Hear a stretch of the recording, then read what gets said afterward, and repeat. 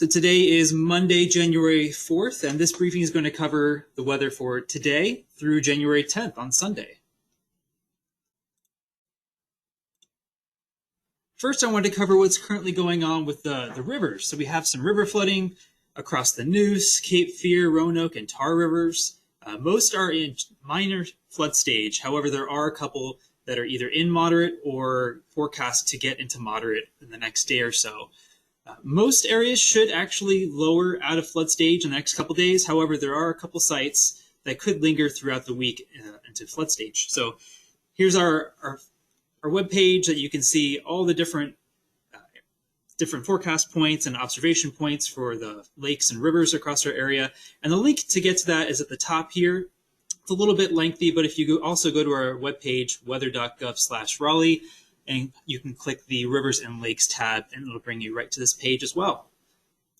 Taking a closer glance at those two rivers that are forecast to be the highest, we have the Neuse at Smithfield and the Neuse near Goldsboro, and they're both either at moderate flood stage or forecast to go into flood stage. These graphs are a little old. The webpage is having a little trouble updating this morning, so they're a couple hours old, but in any case, the Neuse at Smithfield is currently in moderate flood stage, and the Neuse at Goldsboro is forecast to get into moderate flood stage shortly. So what's going on with the weather pattern this week? Well, today we finally have some dry weather. I know everyone's probably ready for a little break from the rain, and you're getting that today. And even though it's cloudy, we should start to see that sun breaking out throughout the day.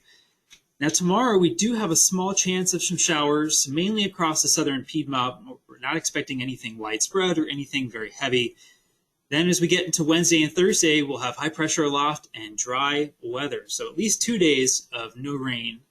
And then Thursday night through Friday, we have our next big weather system moving across the area. And it actually has a possibility of some snow mixed in across the northern Piedmont. So that's something that we're keeping a close eye on. And we'll have more details on that as the system gets closer.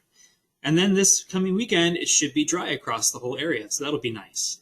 Temperature-wise, it looks like we're going to be right around seasonal normals, and then as that system moves across the area on Friday, we could get below normals temperatures. We aren't expecting any severe thunderstorms over the next couple days, so we have nothing going on this slide.